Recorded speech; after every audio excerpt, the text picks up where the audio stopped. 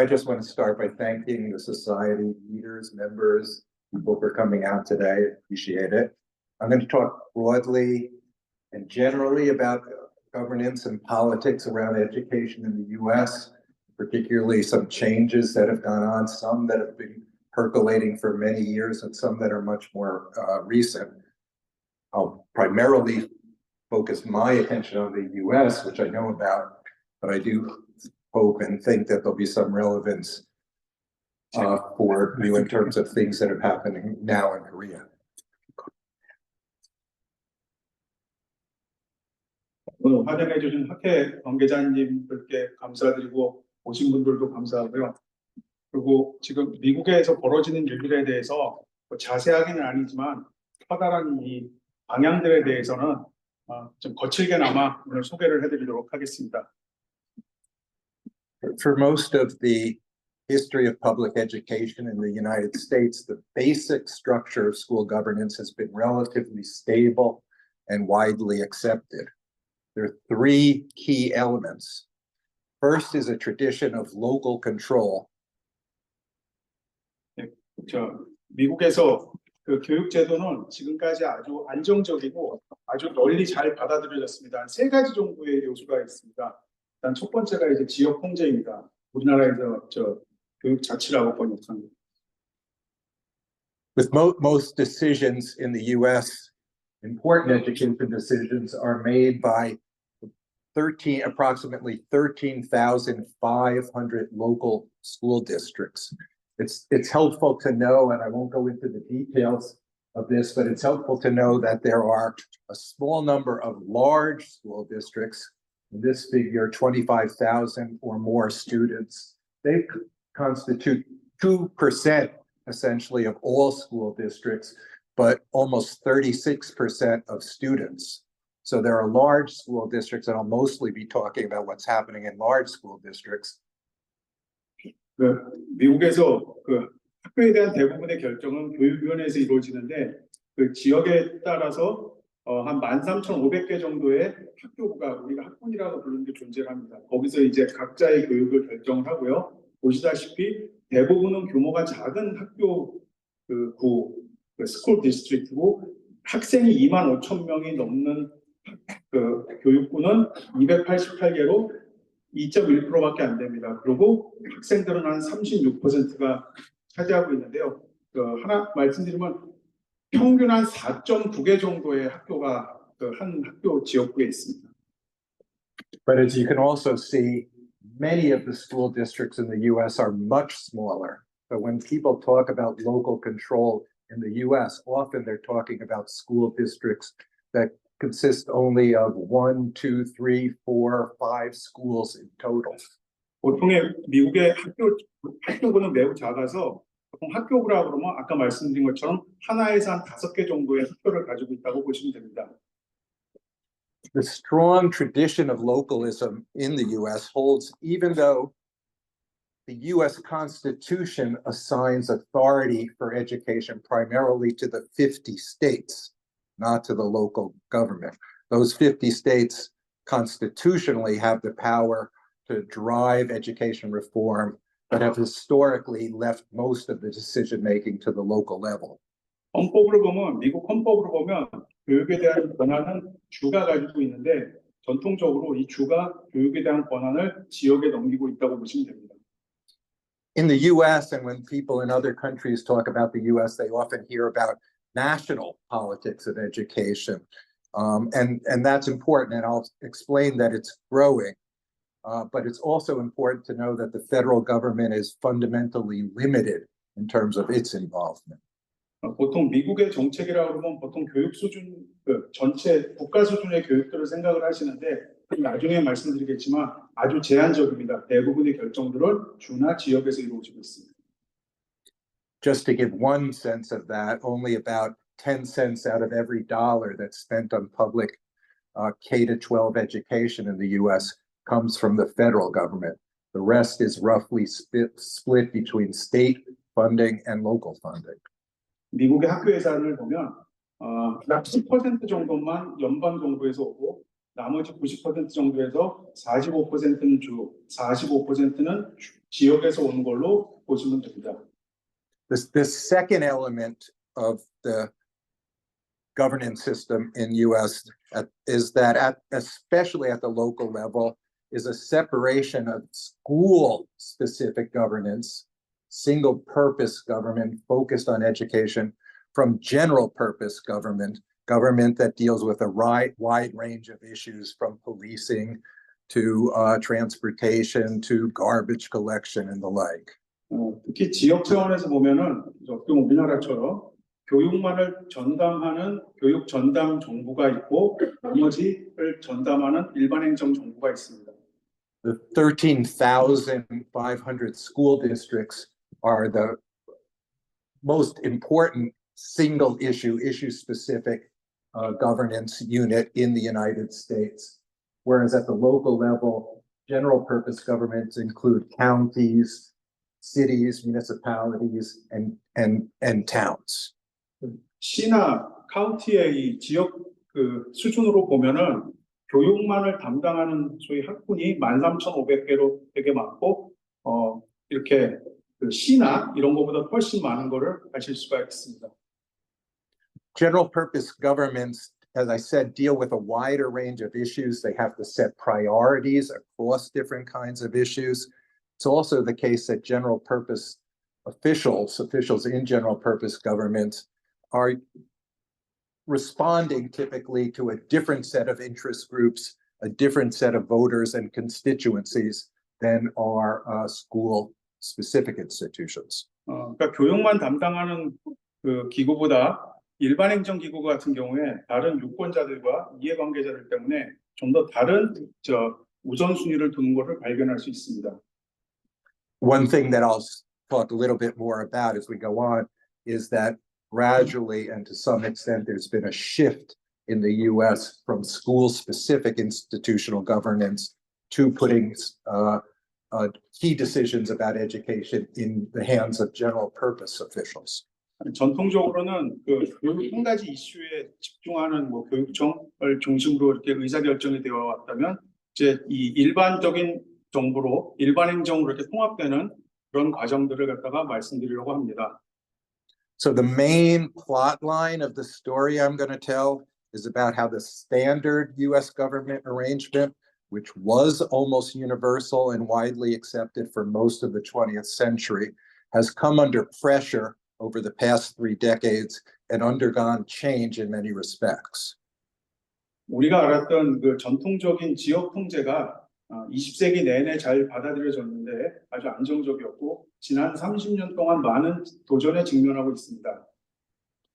And although there are multiple ways in which that's happening, I'm going to focus today mostly on the rise of mayoral control of schools. 뭐 그런 도전 중에서도 오늘 특별히 그 시장 통제, 오늘 시장은 마켓은 아니고 다 메이어입니다. 네, 시장이 어떻게 교육에 개입을 하게 되는지에 대해서 오늘 주로 말씀을 드리겠습니다. Yeah, I'm going to suggest that there are both push factors, considerations that fed dissatisfaction with the existing system and fueled efforts to think about alternatives, and pull factors that drew some key political actors to think mayors and mayoral control was the right answer. 오늘 그래서 그 푸시 팩터와 풀 팩터, 밀어내는 것과 끌어당기는 효과인데 싫어서 밀어내는 것과 아니면 좋아서 끌어당기는 것, 그 두 가지 관점으로 말씀을 드리려고 합니다. And I'm going to suggest that some of the forces leading to this reconsideration were driven by ideas and theories of governance, but some was driven by interest groups that saw an advantage in changing the existing institutions. 이러한 제도가 이론이나 생각에 의해서 바뀌기도 하지만 이해 집단 간에 어떻게 보면 이해관계를 놓고 싸우는, 경쟁하는 일에서 많이 일어나기도 합니다. Before taking on the challenges and the changes, let me say something about why this standard model came to be as broadly accepted as it has. 우리가 기본 모델로 알고 있는 지역 통제가 어떻게 받아들여졌는지 말씀드리고자 합니다. So at one time in American history, mayoral control of schools was the norm in large cities. Education was a department within municipal government in much the same way as policing, fire protection, public works, and the like. 과거에는 120년도 이전에는 교육도 경찰이나 소방서처럼 그냥 시의 한 부분이었습니다.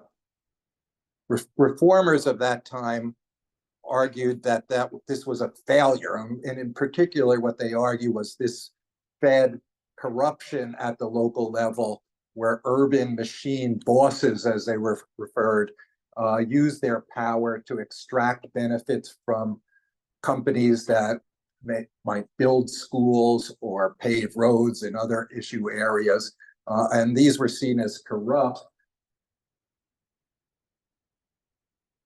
These are a couple of political cartoons from the era around the early 20th century that are meant to highlight the urban machine bosses that reformers argued were abusing the system.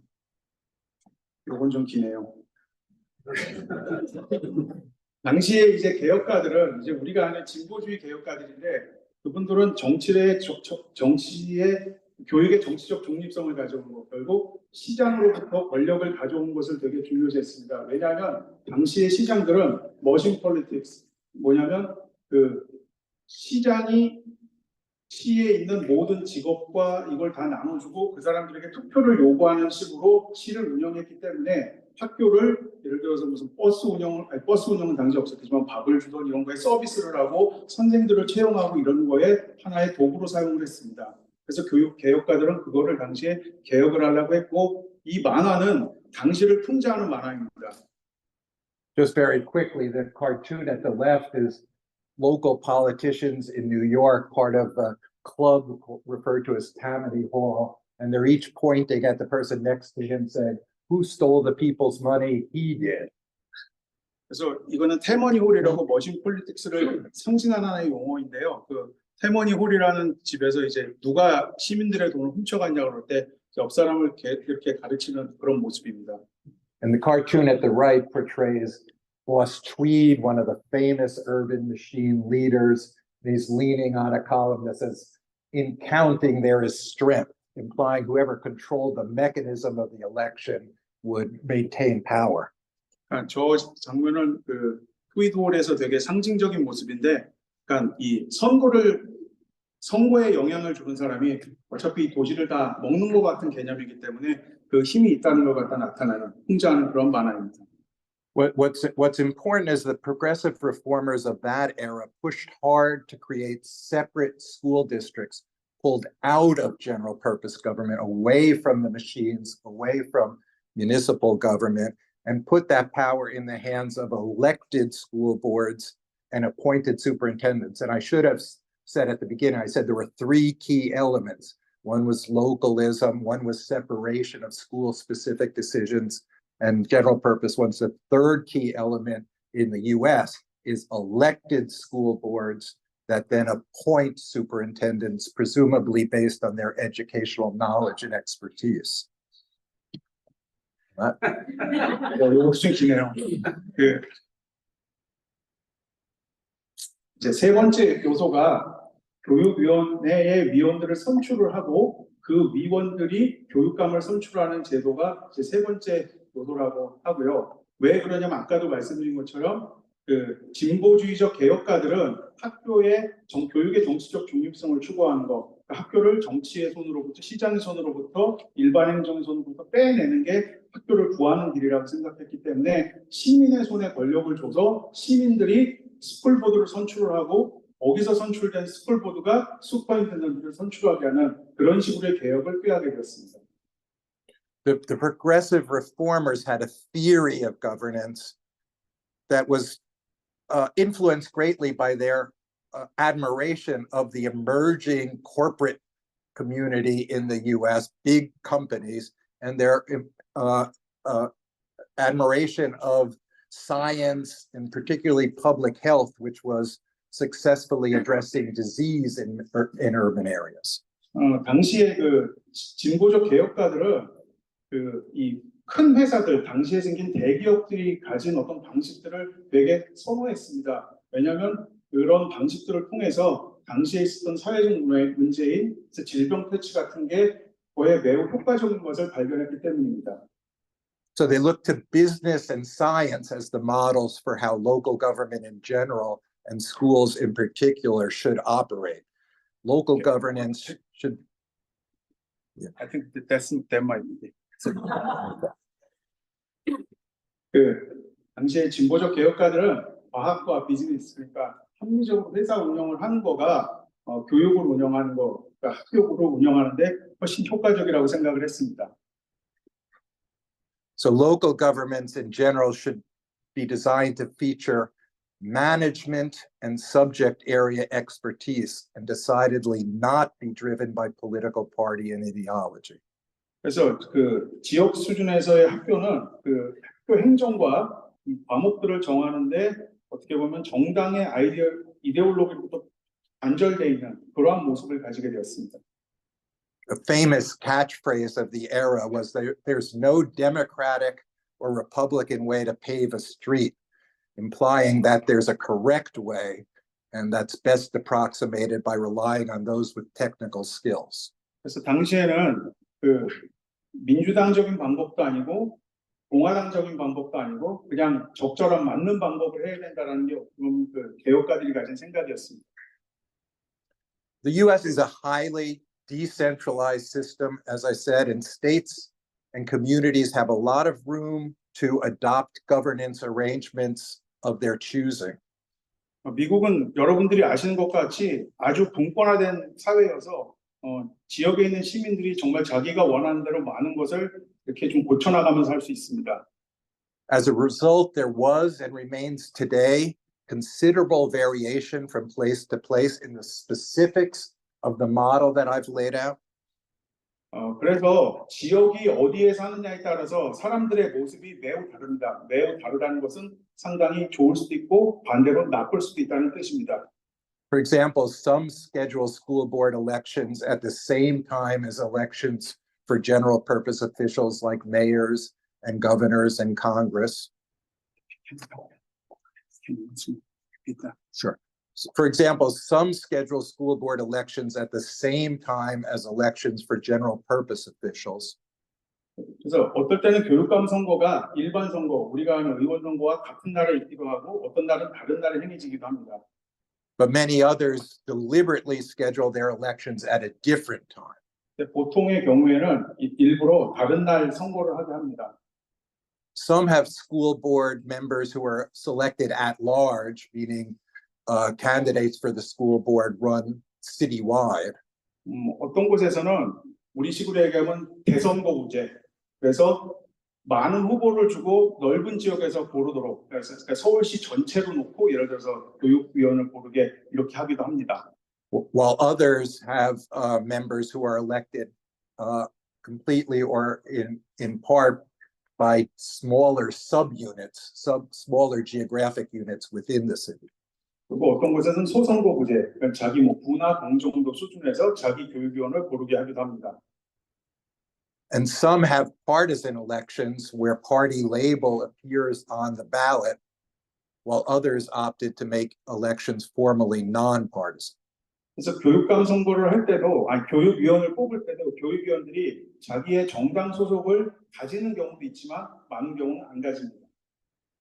But despite these differences, as I alluded to earlier, almost every district in the US adopted an elected board, a board-appointed superintendent, a separation of school governance from general purpose governance. 예, 여기서 말씀드리지만 대부분의 미국의 학교 군에서는 시민들이 교육위원을 선출하고 그 다음에 교육위원들이 교육감을 선출을 합니다. 그게 보통의 상식입니다. And this was so common that Americans came to accept it unthinkingly as the only way to govern schools and the best way, they believe. 그리고 이거가 미국이 우리가 세계에서 유일하게 하는 거고 가장 학교를 잘 운영하는 방식이라고 생각했던 방식입니다. However, beginning about 30 years ago, there was a counter movement to the model of an elected school board. 한 약 30년쯤 전에 이렇게 그 교육위원회를 선거로 하는 거에 대해서 비판과 어떻게 보면 좀 반응이 좀 있었습니다.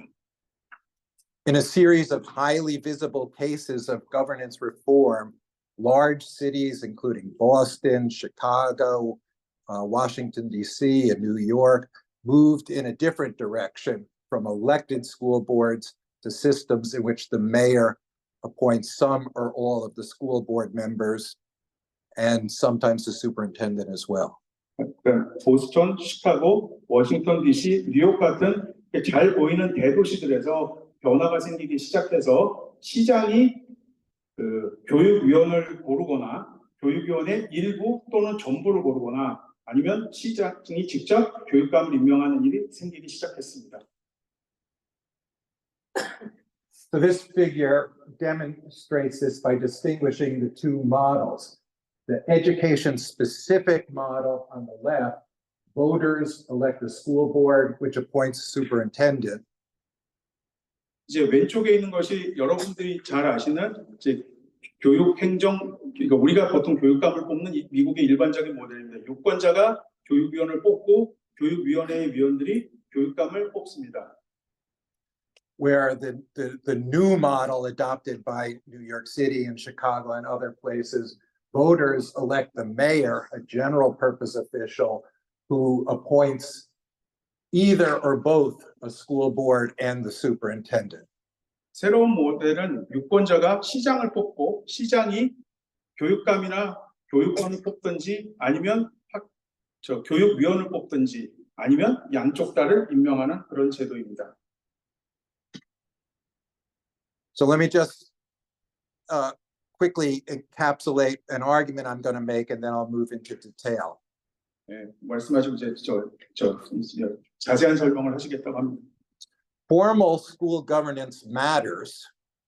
It can shift the flow of local school politics, giving greater access to some groups and less to others.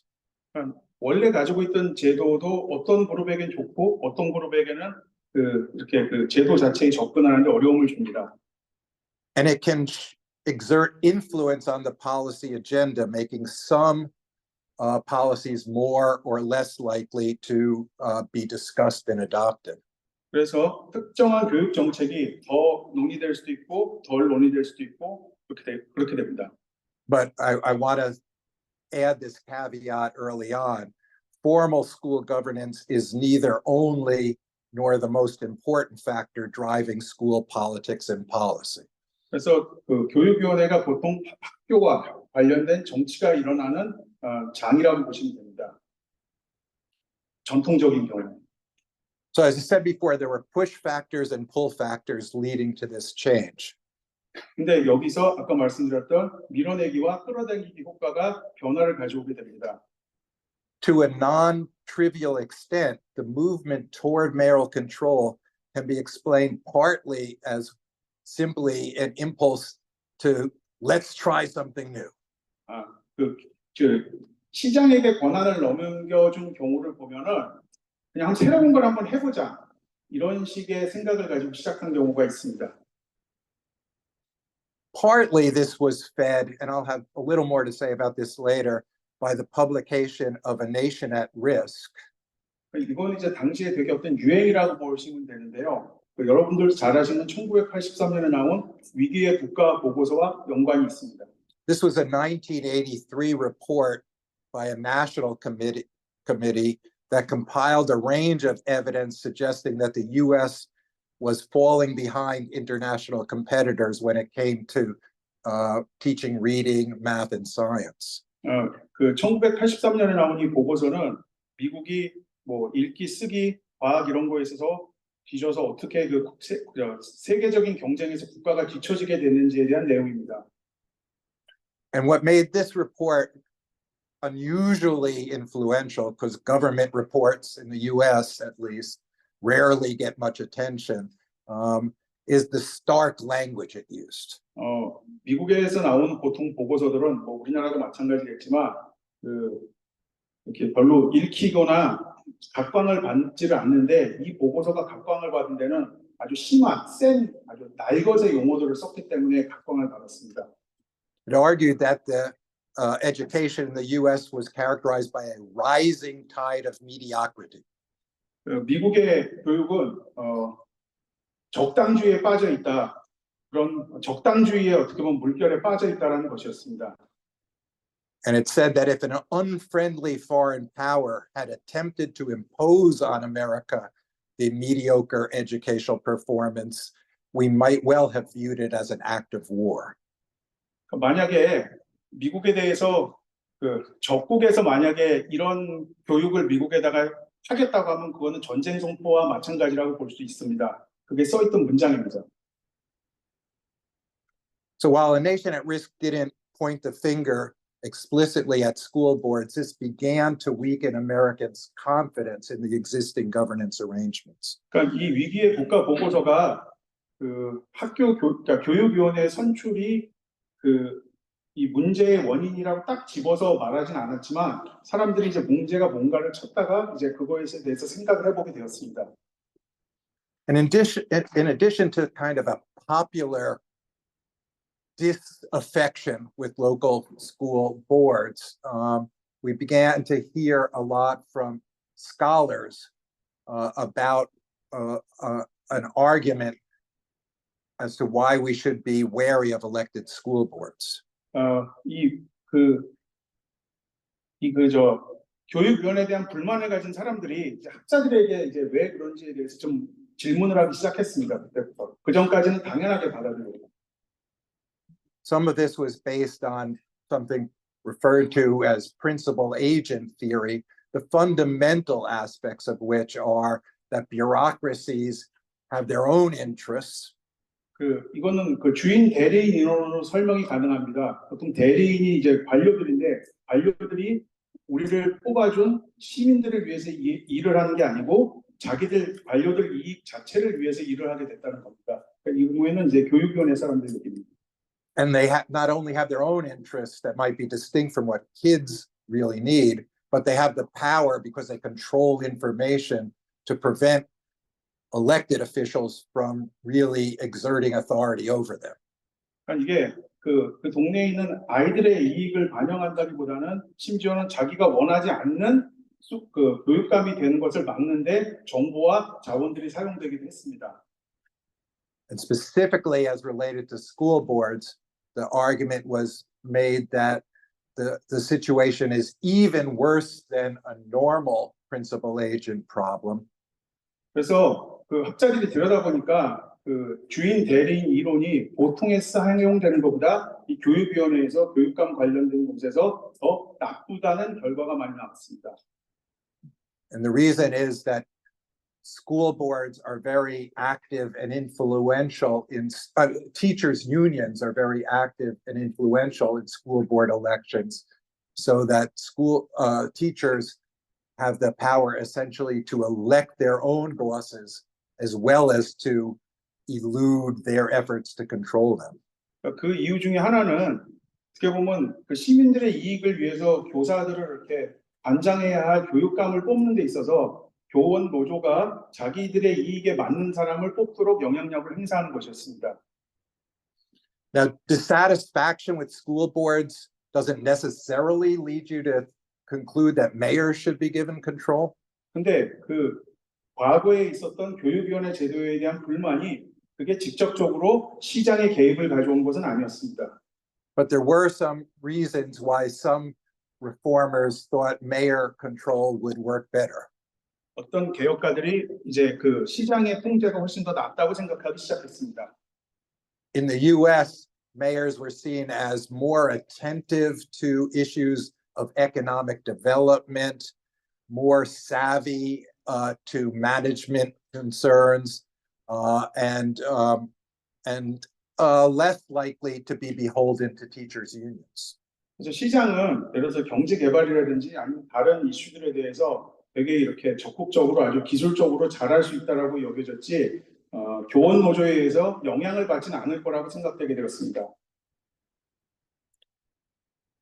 Now, some of the political support for mayoral control also came about because advocates of particular reforms believe that mayors would be more responsive to them than would elected school boards and superintendents. Some of the support for mayoral control came about because advocates of particular reforms saw mayors as more likely to be responsive than elected school boards and superintendents.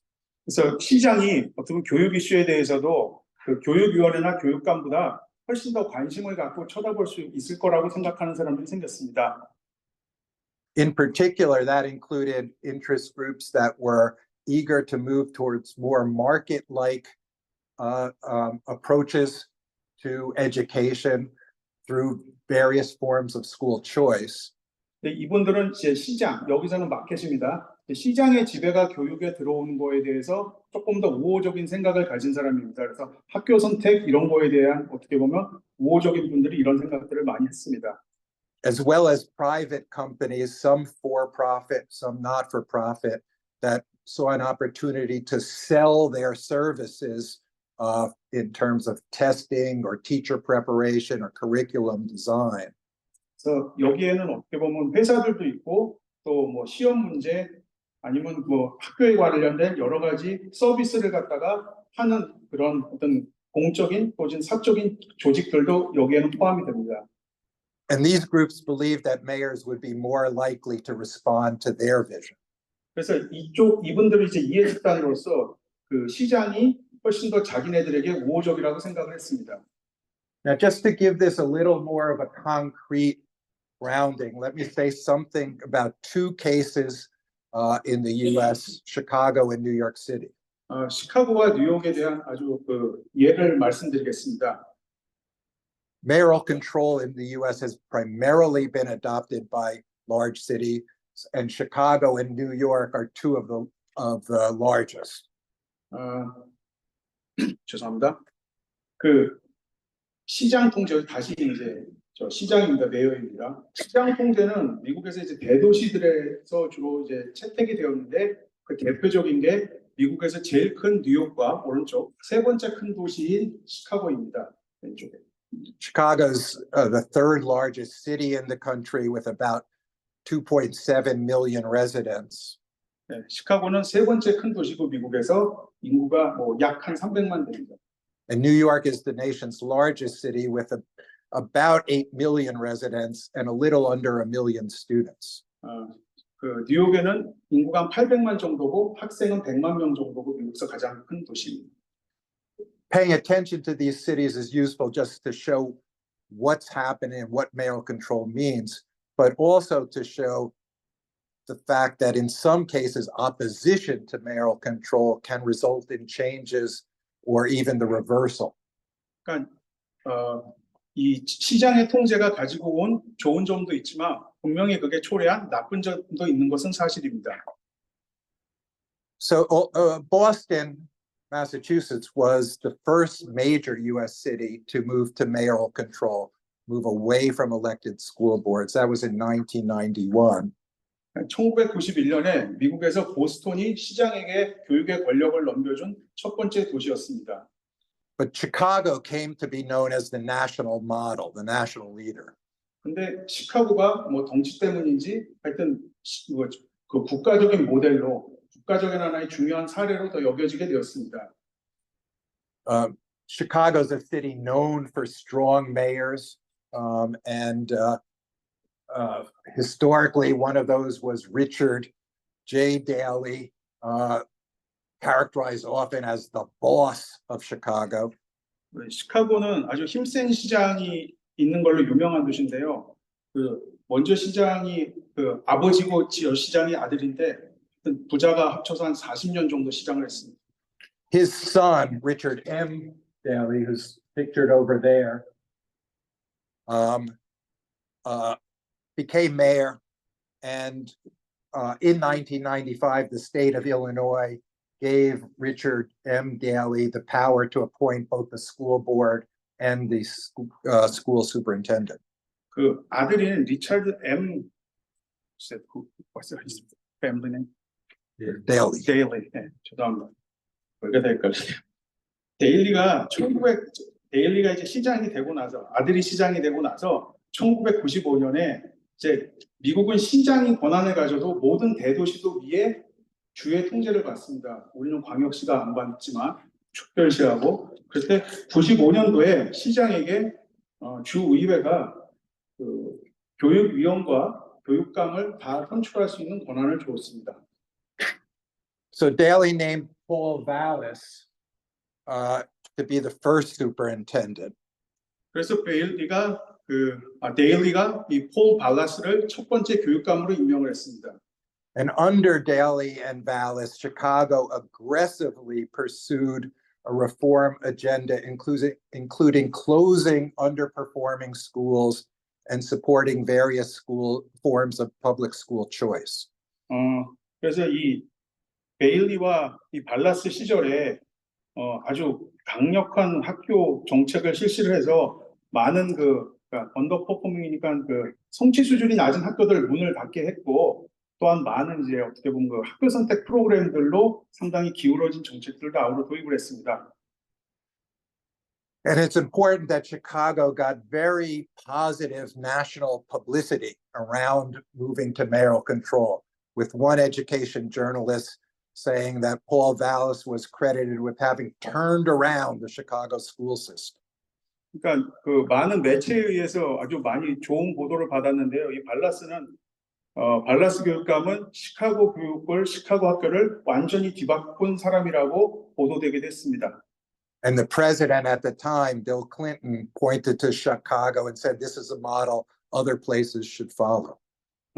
당시의 대통령인 그 빌 클린턴도 다른 모든 곳이 따라야 될 모델로 시카고를 선정을 했습니다. 그 이유 중에 하나는 시카고는 원래 미국에서 가장 불평등이 심한, 가장 인종 갈등이 심한 학교로 알려졌기 때문입니다.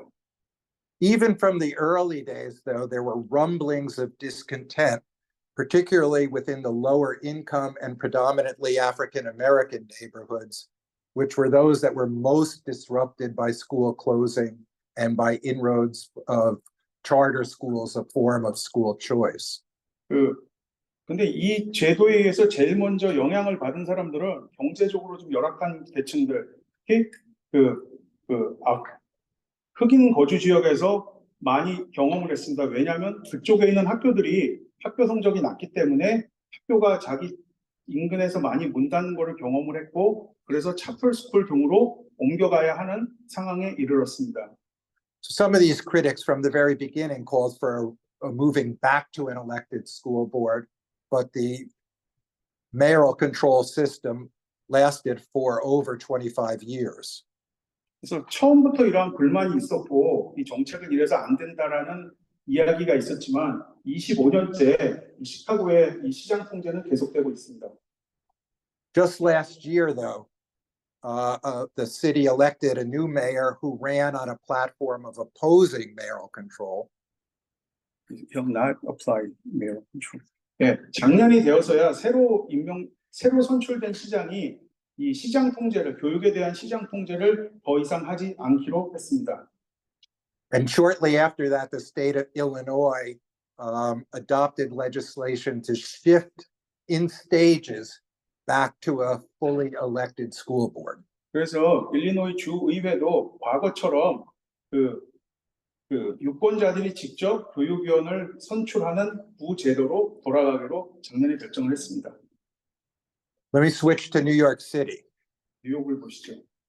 New York City came later to mayoral control, but it subsequently displaced Chicago as the most prominent example of mayoral control. 뉴욕은 좀 나중에 들어왔지만 시카고를 제치고 이렇게 그 시장 통제에 어떻게 보면 모델처럼 된 그런 도시입니다. Michael Bloomberg, a prominent billionaire on the left over there, was elected in 2001 and pushed the state to give him power over the schools. 저 왼쪽에 있는 게 그 블룸버그 통신으로 유명한 마이클 블룸버그고 2001년에 저 시장으로 당선되었습니다. 그래서 그 주의회에다가 자기에게 교육에 대한 통제권을 달라고 요청을 했습니다. And in June of 2002, the state of New York gave him authority to appoint the superintendent, which in New York City is called the chancellor, and turned the citywide school board into a weaker body, which the mayor appointed the majority of the members. 2002년 6월에 그 블룸버그는 그 교육감을 선출할 권한을 가졌는데 이때 뉴욕에서는 교육감을 스쿨 챈슬러라고 부릅니다. 슈퍼인텐던트라고 부르지 않고요. 그리고 기존의 그 교육위원회를 훨씬 더 권한이 낮은 하나의 자문위원회처럼 바꿔서 임명을 하게 되었습니다. 시장이 그 사람을 임명하게 되었습니다. Michael Bloomberg's first appointment as chancellor was Joel Klein at the far right, a businessman, not someone who came from the education community at all. 저 오른쪽에 있는 게 조엘 클라인 당시 이제 첫 번째 지명된 교육감인데요. 지금 비즈니스맨이라고 그러는데 비즈니스맨 하기 전에는 마이크로소프트 반독점법을 기소한 검사였습니다. And as had Daley and Vallis in Chicago, Bloomberg and Klein moved very aggressively to bring about a series of reforms. 시카고나 뉴욕이나 아주 강력한 개혁이 시작되었습니다. They centralized some functions, such as those having to do with testing and standards, while decentralizing others to principals 이분들은 이제 그 at the school level. 중앙 집권화와 동권화를 동시에 실시를 했는데요. 그 성적을 매기는 테스팅하는 거는 아주 시에서 직접 하게 했지만 또 어떤 것들은 교장이 할 수 있도록 재량권을 주기도 했습니다. School level leaders were given more ability to control their own budget and were encouraged to purchase service from providers, some of which might be public, some of which might be private. 그래서 예산에 대한 재량권을 가졌고 구매에 대한 재량권을 그 학교 수준에서 가지게 되었습니다. Many large high schools in particular were broken down into a series of smaller schools. 큰 학교들은 좀 작은 학교로 이렇게 나눠져서 교육을 제공하게 되었습니다. And Bloomberg and Klein embraced the idea of charter schools, an alternative kind of school, partly public and partly private, but outside the traditional school district. 그래서 이 블룸버그 시절에는 차터 스쿨, 우리가 뭐 계약 학교라는 사실 우리나라 사립 학교랑 되게 비슷한데, 그래서 공립 학교를 운영 주체를 사립에게 넘겨주는 그러한 학교들을 아주 강하게 밀어붙였습니다. So Michael Bloomberg was a strong mayor. He had a lot of personal power because of his money, his ties in the business and the philanthropic community. 이 블룸버그는 아주 강력한 시정이었는데 개인적으로는 돈이 많기도 했고 뭐 자선사이기도 했고 또한 이 경제계 사업계와가 아주 끈이 많았습니다. So even though there was some opposition, he was able to push these reforms through very effectively. 그래서 아주 반대가 많았지만 자기가 생각하는 정책들을 아주 강력하게 밀어붙일 수 있었습니다. Nonetheless, as in Chicago, there was discontent primarily in low-income communities and among parent activists. 물론 시카고에서 경제적으로 좀 열악한 지역의 학부모들이나 아니면 교육 운동가들이 당연히 이러한 시장 통제에 대해서 반발을 했습니다. 물론 처음부터요. But at least to date, the system has proved resilient. 근데 Resilient, it's lasted. 그래서 이러한 시스템은 그냥 지금도 그냥 근근히 적응하고 이러면서 하여튼 버티게 되었습니다. Even after Michael Bloomberg, after 12 years, was replaced by first Bill de Blasio and then Eric Adams, mayoral control stayed in place. 그래서 블룸버그가 12년 시장을 하고 그다음에 디 블라시오가 시장을 하고 그다음에 아담스가 시장을 했는데 세 시장에 걸쳐서 아까 레질리언트하다 그래서 이렇게 잘 적응을 하면서 지금까지 버티고 있습니다. But there still is pushing and shoving around this, and only last week the New York State Legislature extended mayoral control for 2 more years. 지난주에 뉴욕주가 이런 왈가와 왈부 끝에 이 시장의 교육에 대한 시장 통제를 2년 더 연장해 주기로 했습니다. Now I want to move from the specifics of mayoral control to say something about a broader context of change in the U.S. 그래서 이 시장 통제를 그냥 하나의 사례로 보기보다는 조금 더 미국 전체에 대한 넓은 시각으로 어떻게 볼지에 대해서 설명을 드리겠습니다. I argued in my book, The End of Exceptionalism in American Education, that there's been a broad and long unfolding shift from education-specific governance to general purpose governance at each level of government. 저의 책 미국 교육에서의 미국 예외주의의 종언에서 이 여러 수준, 그러니까 페더럴, 스테이트, 로컬 이 세 수준에서 그 교육의 특정된 정부에서 어떻게 하면 일반 정부로 넘어가는, 그러니까 교육행정, 우리식으로 번역을 하면 교육행정이 어떻게 일반행정으로 통합이 되느냐, 어떻게 보면 영향을 받느냐, 이제 이런 쪽에 대해서 설명을 드리도록 하겠습니다. For example, in the US, there's a change in how the state level has addressed education. 일단 그 주 단위에서 어떻게 교육을 바라보는지에 대해서 말씀드리겠습니다. Remember, it's a state level that holds the formal legal authority to run schools. 아까 말씀드렸지만 주는 헌법에 의해서 교육을 책임지고 있는 기관입니다. 단위입니다.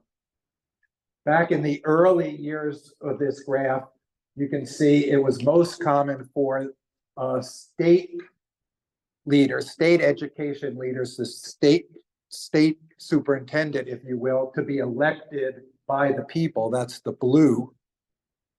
지금 이제 스테이트 슈퍼인텐던트를 뽑는다 했는데 여기서 조심하셔야 될 게 이 슈퍼인텐던트를 교육감이라고 번역을 하시면 절대로 안 됩니다. 그냥 주의 교육부 장관입니다. 부르기를 슈퍼인텐던트라고 부를 따름입니다. 그래서 주의 교육부 장관을 초기에는 사람들이 직선으로 뽑았다는 겁니다. 그러니까 다시 말씀드리면 절대로 이걸 교육감이라고 착각을 하시면 안 됩니다.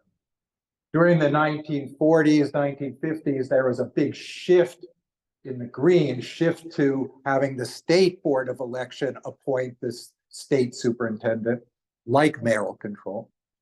그래서 1940년대 이후로 보시면은 주 단위에 있는 교육위원회가 그 주 정부의 교육부 장관을 임명하는 것으로 확 바뀌고 있다는 걸 보시게 됩니다. I should say, like the traditional local school. Like the traditional local school system, board appoints the mayor. Board appoints the superintendent. 그거는 이제 그 일반적으로 그 지역 단위에서 그 교육위원회가 교육감을 뽑는 것과 마찬가지로 주 단위에서도 주 교육위원회가 교육감을 선출하는 걸로 뽑히는 걸로 비슷하게 변했다는 것입니다. But most important for my argument is the orange part of the figure, which shows the recent expansion of movement to having the governor pick the state superintendent. 오늘 강조하고 싶은 거는 주황색이라니까 천하람 의원님 갑자기 생각이 나는데, 네, 이 주황색인데요. 요즘에는 이 주지사가 직접 임명하는 게 늘어났다는 겁니다. In the interest of time, I'm going to say less right now, but at the federal level, there's been a similar assertion of greater role by the president and Congress. 근데 연방 차원에서도 대통령과 의회가 뭔가를 해야겠다라는 요구가 있었고 변화가 있었습니다. Okay, this doesn't have that new slide. 이거 이 슬라이드 안 보셨어요 혹시? Okay. I'll have to go without it, I think. 오케이.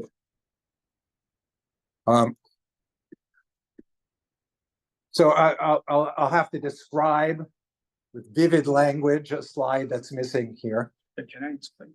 Sure. 그게 뭘 보여드리려냐면요. 아까 넣었었는데 처음에는 그 로컬리즘, 지역의 통제가 필라, 기본이었다가 그 다음 단계에서는 로컬리즘이 프로블럼, 문제로 여기지다가 어느 순간에는 로컬리즘이 left behind, 뒤처진 걸로 보여서 지금은 내셔널라이즈드 단계가 논의가 되고 있는 중이다. 그러니까 국가의 개입이 되게 많아지고 있다는데 여기서 중요하신 거는 교육을 다 가져가는 게 아니고 연방 정부의 영향이 커지고 있다는 겁니다. 절대로 다 국가가 가져가는 건 아닙니다. How much did you do then? I did so. But did you talk about each of the stages? Go ahead. You can go. Yeah. So roughly from 1900 to 1954 is a period of localism as the key characteristic of American education. 그래서 진보주의 교육가들이 주장했을 때부터 1954년까지는 로컬리즘, 지역의 통제, 그러니까 지역 통제가 교육의 뿐만 아닐까 여쭤봤더니 문화라든지 이런 지역적인 많은 정서들을 반영하는 것이 로컬리즘이라고 말씀을 하시더라고요. 그래서 그게 54년까지는 아주 가장 중요한 요소였습니다.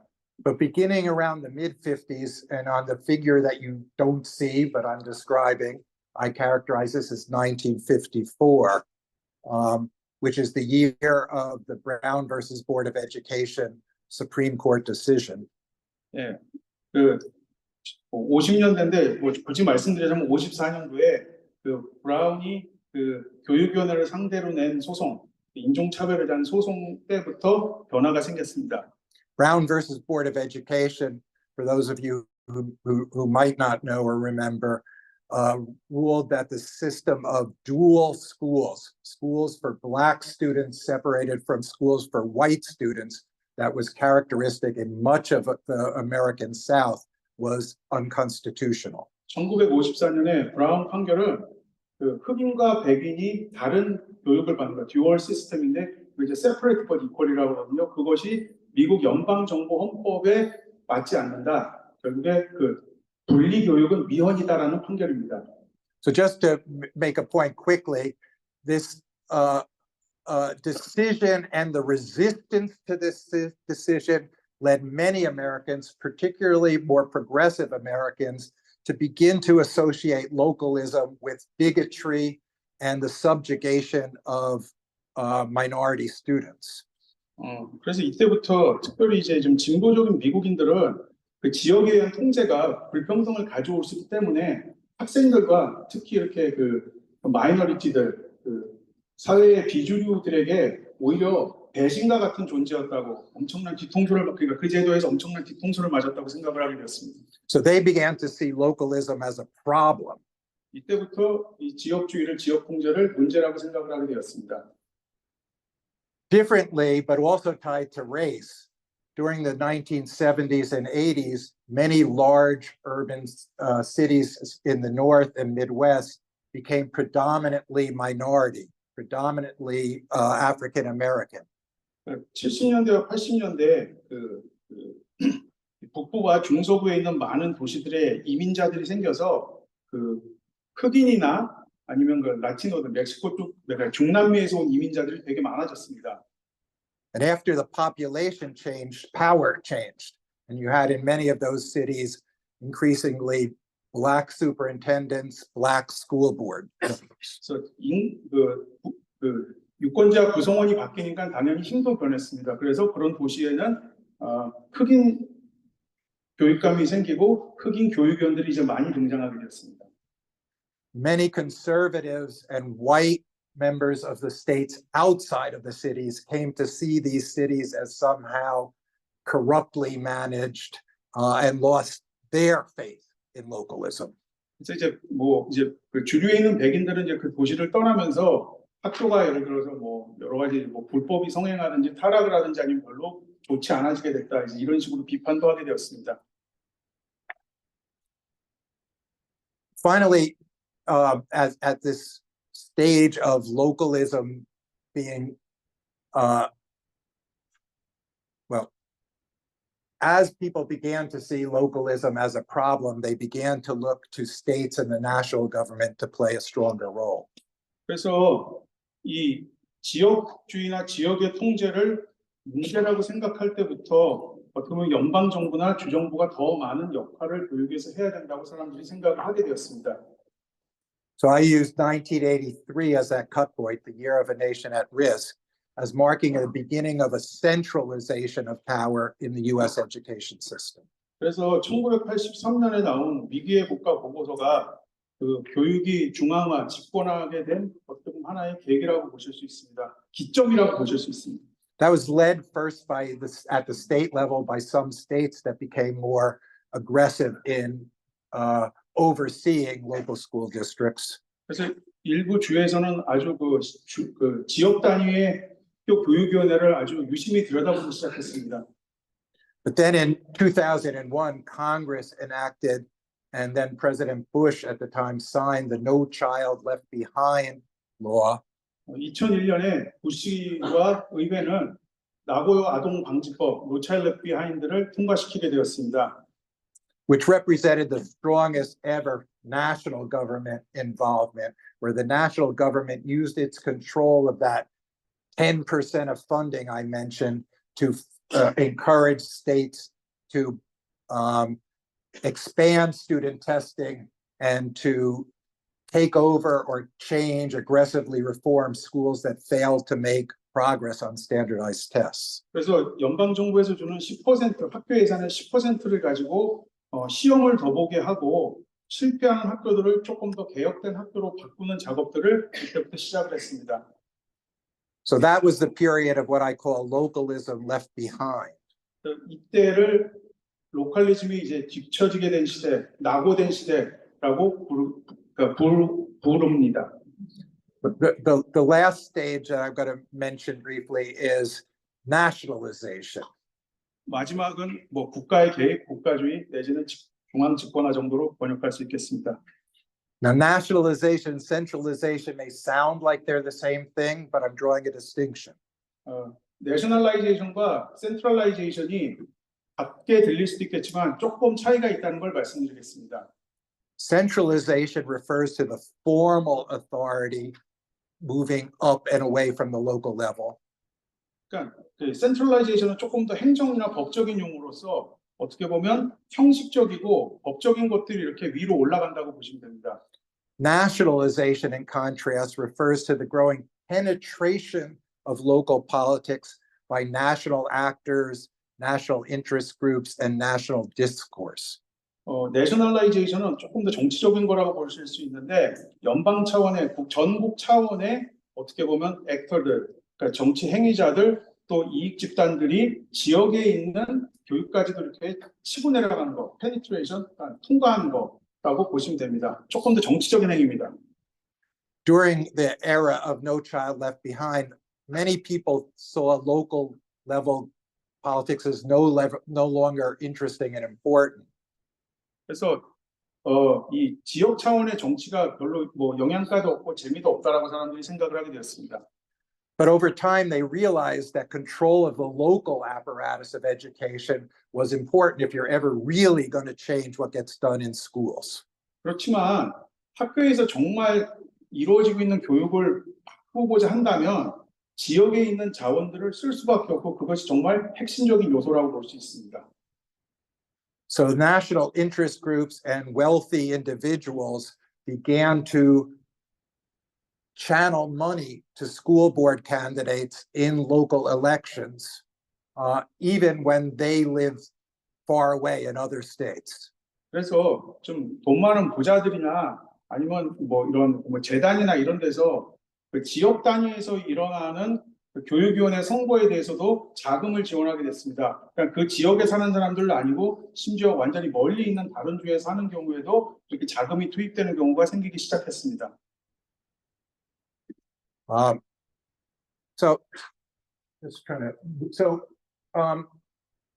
This figure tries to bring together some of what I've been arguing before, and I'll reassure you I'm moving towards an end.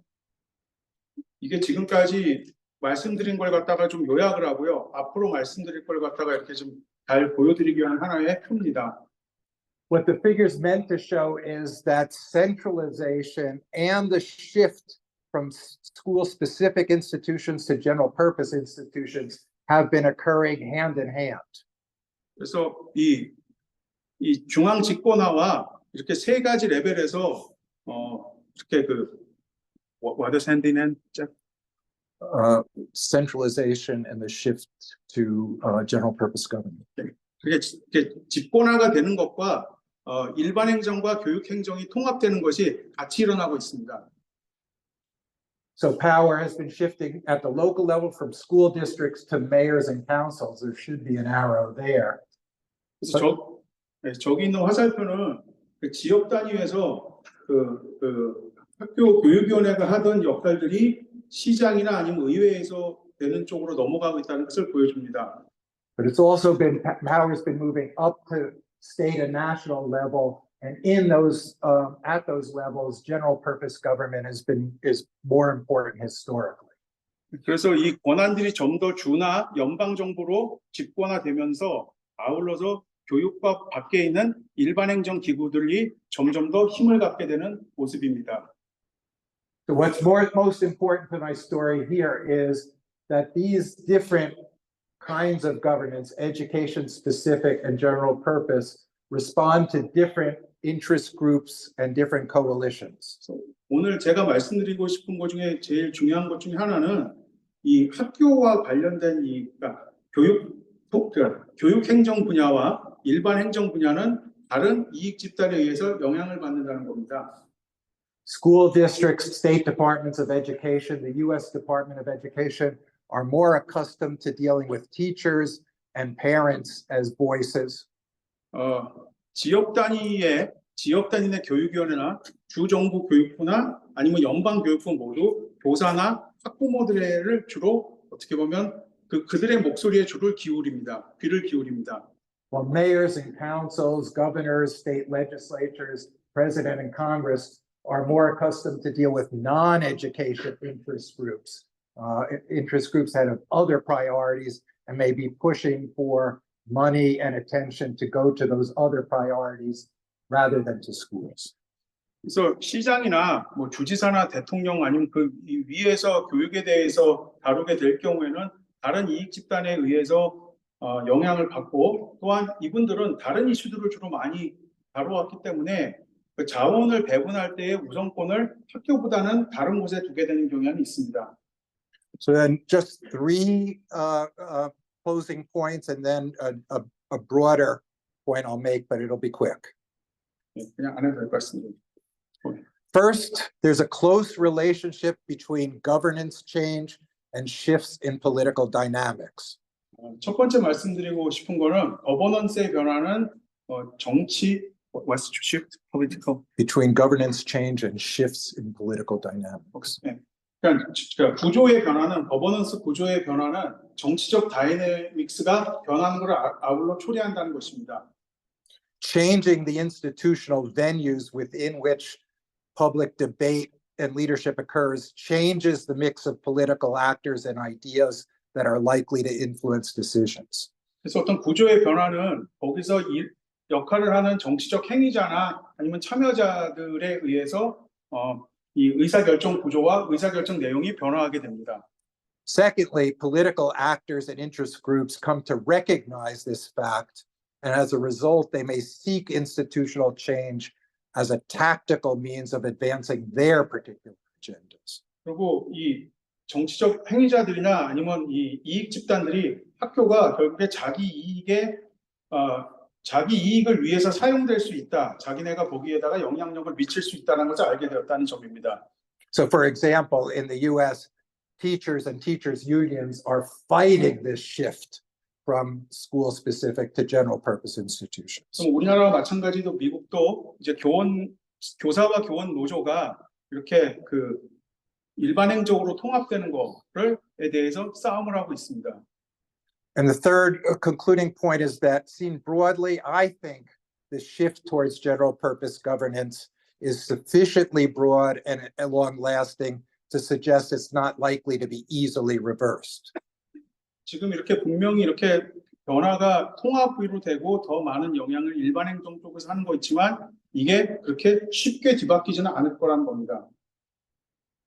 So just final thoughts about what governance structure does not tell us.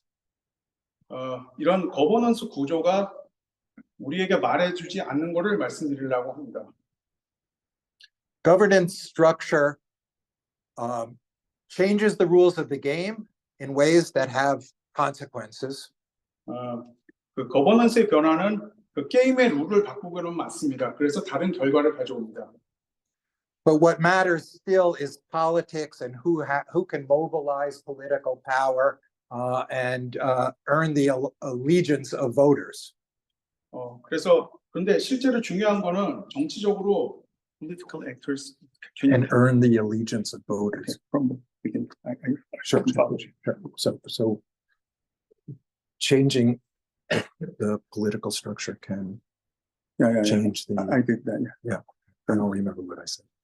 You know, okay, I'll get to it, yes, Okay. in another way. Okay.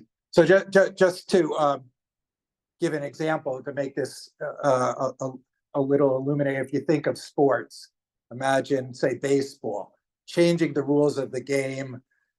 I apologize for those of you who don't know or care about baseball. Changing the rules of the game, how far the ball has to go to get a home run, whether pitchers are hitters or there's a designated hitter. Changing the rules of the game can change the positioning and value of certain players. 아까 말씀드리는 게 뭐였냐면 구조도 중요하지만 실제로 참여하는 사람들이 어떻게 거기에서 반응하느냐가 이제 실제적인 결과와 정치적인 영향력을 만든다는 겁니다. 야구를 들어서 예를 들어본다면 우리가 거버넌스 변화, 게임의 룰을 변화를 통해서 예를 들어서 그 홈런 거리를 얼마로 하고 피처 마운드를 얼마로 하는지는 바꿀 수 있지만 거기에 대해서 뭐 실제로 선수들이나 뭐 감독이 그걸 어떻게 이용할지는 이제 그들 몫이 되고 거기서 또 다른 하나의 뭐 그들이 정치적으로 영향력을 발휘할 수 있는 그러한 것이 생긴다라는 하나의 뭐 메타포입니다. And it can change the outcome of some games during a long season. 그래서 이거는 분명히 경기의 결과를 바꿀 수가 있습니다. 그러니까 구조적인 것뿐만 아니고 플레이어들이 어떻게 역할을 하느냐가. But in general, the teams that have historically been the strongest are probably going to continue to be the strongest. 근데 원래 강팀이 그 다음에도 강팀이 될 가능성이 훨씬 높은 건 사실입니다. And that's partly because structure affects the game of politics, but the game of politics still has integrity and power and influence of its own. 물론 구조가 정치를 바꿀 수 있지만 정치는 그 나름대로의 논리가 있습니다. So I've been thinking about, as I've been here, what this means for Korea. And I don't know enough about the Korean situation to speak with authority. 여기 와서 이게 한국에 무슨 의미가 있을까 생각을 하기 시작을 했습니다. 한국에 대해서 많이 모르신다고 하네요. But would things look different in Korea if the country shifted from elected superintendents to superintendents appointed by elected boards, or from leaders of education to mayors and general purpose officials? 그러니까 지금의 우리가 교육감 선거 제도를 일반적으로 그러니까 대중이 뽑는 거에서 뭐 과거처럼 교육위원회를 다시 만들어서 거기서 임명을 하게 하든지 아니면 시장이 직접 임명을 하게 하든지 서울 같은 경우에 그럴 때 어떤 변화가 있을까 생각을 해봤습니다. Based on my analysis in the US, the answer is yes, it would change things. 그럼 뭐가 변화가 있을까? 분명히 변화는 있을 겁니다. But precisely how it would differ and whether the results would be better, worse, or kind of more of the same raises a different set of questions that those of you more knowledgeable about the country and its history, including those in this room, are more equipped to speculate about than I. 근데 그 변화가 정말 어떻게 다를지, 정말 나아지는 건지 나쁜 건지 그거는 아마 이 방에 계신 분들이 자기보다 더 잘 알지 않을까라고 말씀을 하시네요. Thank you. 감사합니다.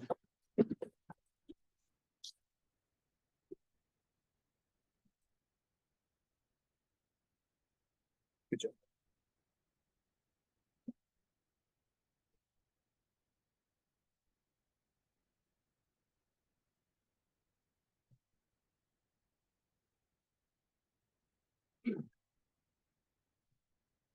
네, 강의를 해주신 이거 교수님께 다시 한번 큰 박수를 부탁드립니다.